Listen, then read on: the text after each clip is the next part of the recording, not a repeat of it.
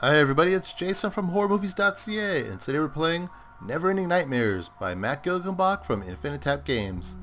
This is currently this is a demo, so we're not playing a finished retail copy of this game.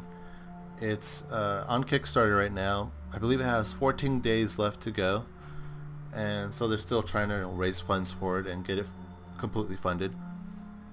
This is a horror-themed game, and it's kind of a psychological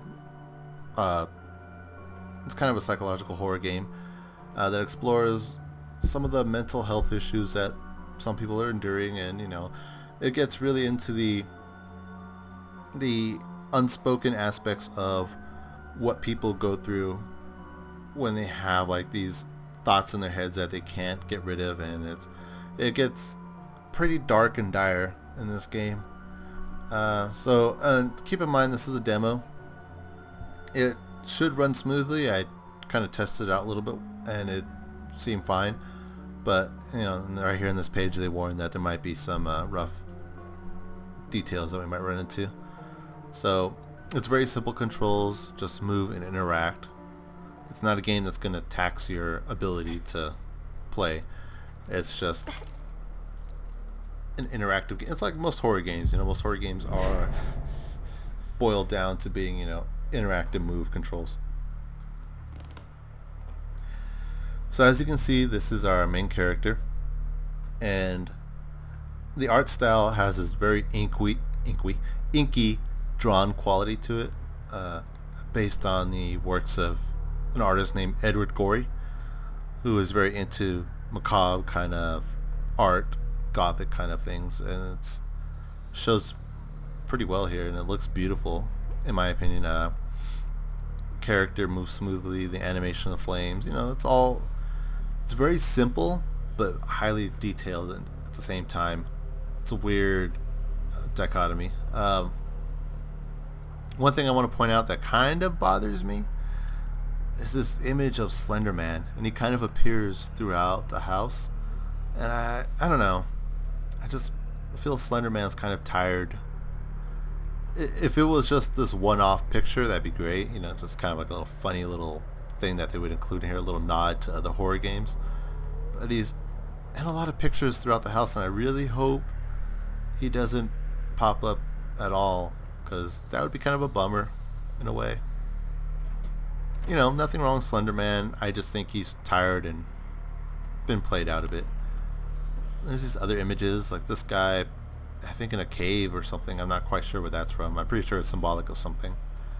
And then Fidel Castro or something right here. So look at the way the shadows move.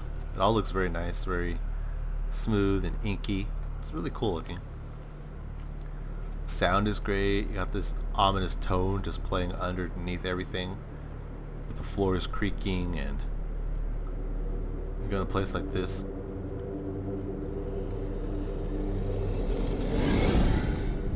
Oh, and that growl just sends chills down my spine. It's very animalistic and, yeah, creepy. Just creepy is a good word for this game. Everything about it just has a very macabre kind of tone to it. Like if you were to see death walking by, it would feel right at place. It wouldn't be strange in a game like this. See, there's the Slender Man picture again. Yeah, not really feeling the Slender Man stuff.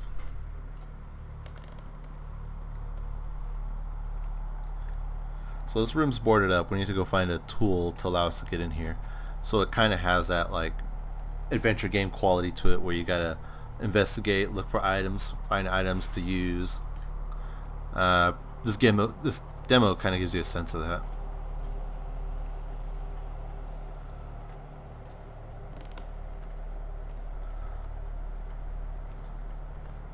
I notice a lot of birds in here as well. I'm not quite sure if that's supposed to be a vulture or some other type of bird. I'm not a bird expert, so I'm not really sure. And these dolls. Apparently there are little children in this house somewhere, and that is a bit unsettling.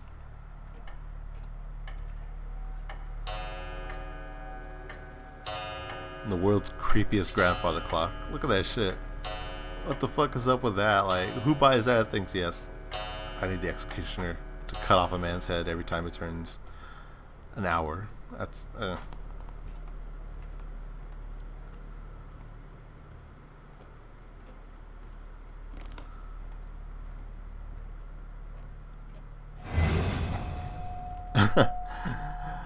You know what? I knew it was coming. It still got me. It's that sudden music, you know? Gets you every time. It's a good startle effect.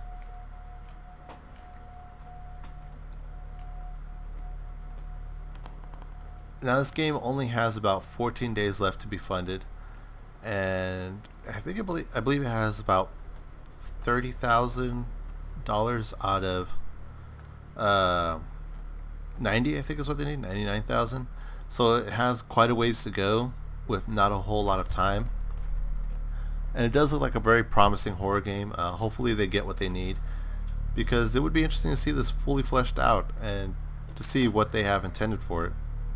Oh, I don't want to be in here. I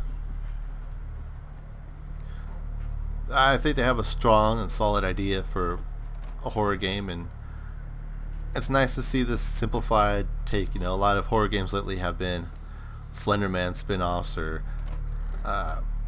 crazy monsters chasing you and you gotta run, and set in an asylum. It's all very action oriented or very samey. This one is standing out to me because of its unique art style and simplistic gameplay of just kind of walking around and watching the story unfold. It's like, this shit is just, it's not like terrifying in a way where it's like, oh, I turn around, there's a boogie monster. I turn around and it's like, whoa, this is kind of fucked up. It's me dead with this hand-drawn bloodstained note left over here. That's creepy and unsettling in a way that you don't see too often in games.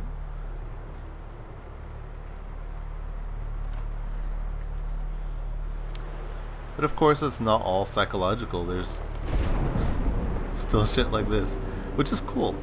It doesn't hurt to have a little bit of this in your game. Keeps things, punches up the action.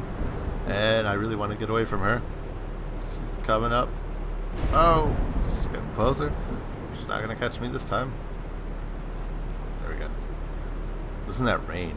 The rain's great. This would be a great game to play on a, overcast day. This would be the perfect game to release around Halloween time.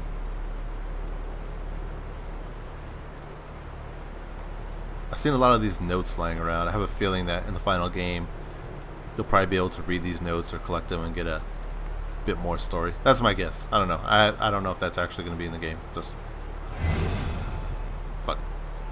I'm trained to hear. I'm trained to automatically move away once I hear or see something move in a horror game. It's just instinctual to get the fuck away.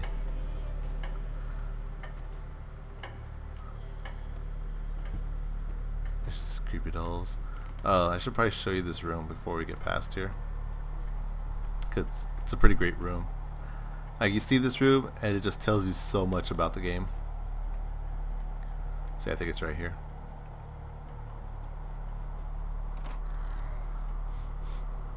Oh, yeah, look at these ABC blocks over here. Murder and die. Like, not so subtle at all, right? That's great. That's pretty good. I honestly like that. I think it's a good laugh. It's nice to have a little humor in a horror game sometimes.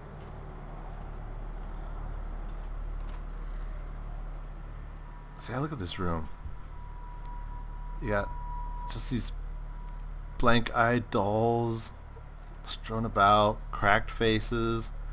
This one has its head covered. I mean, that's the worst right there, head covered, because you don't know, maybe that's an actual child that got killed and it's been posed as a doll. That's fucked up and freaky. And it's one of those things where let your imagination work on you, because you don't know what that is and your imagination's just going crazy with it. And then this rocking chair that's moving by itself. See, it's those kind of scares that I really appreciate, that are not, they're not just like in your face intense scares. It's more of the just, oh, that's quietly unsettling, you know, because it's not right. You shouldn't be seeing that. It shouldn't be like that. It's one of those things where your mind wants to just freak out because it's not something you should be seeing at the moment. Alright, let's go ahead and dive down into this crazy place right here.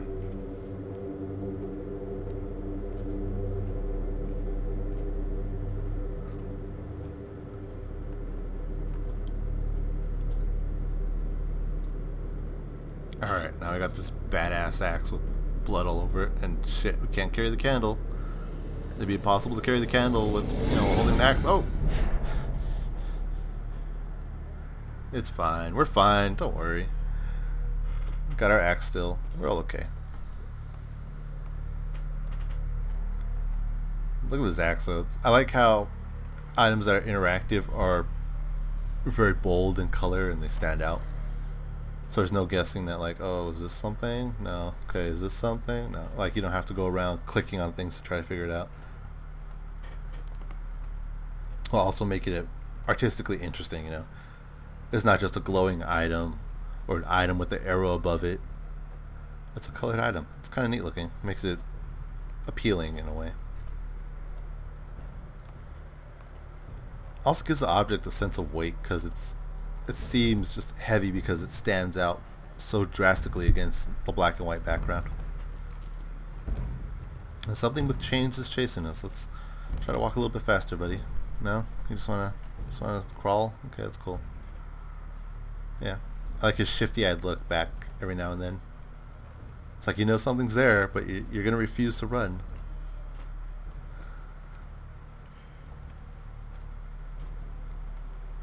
There we go. I believe the room changed as well, didn't it? Because there was doors over there. Oh. Let's take this down. There we go. Candles on the floor, never a good sign.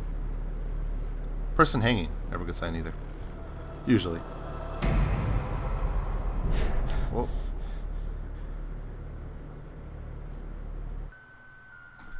And you wake up in a mental asylum. Which really makes me wonder, is this game taking place in an asylum? Or is it in a house? Like, it's going to be interesting to see what story direction this game takes. And it's also, I'm curious as to how they're going to convey that story.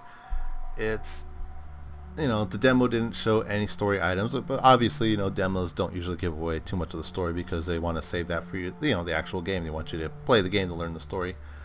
But I'm wondering if it's going to be told through notes, or if the character's actually going to communicate, or if it's going to be up to the player to interpret what they're seeing and try to extract the story from that. So it'll be interesting to see what they do with this game. Hopefully it gets funded.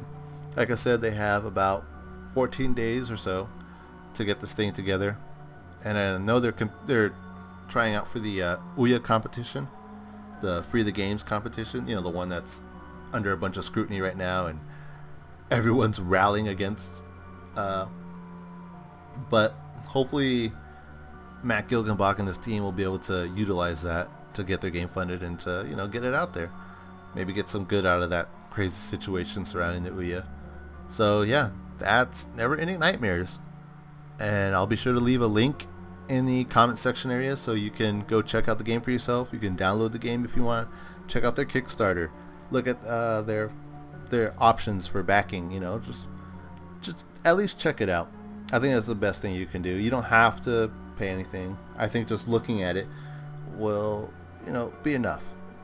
Because then maybe you'll be interested, or maybe you know somebody who's interested. So go look at it. Give it a shot. Thanks for playing, or no. I played, you watched. So thanks for watching. See you guys next time.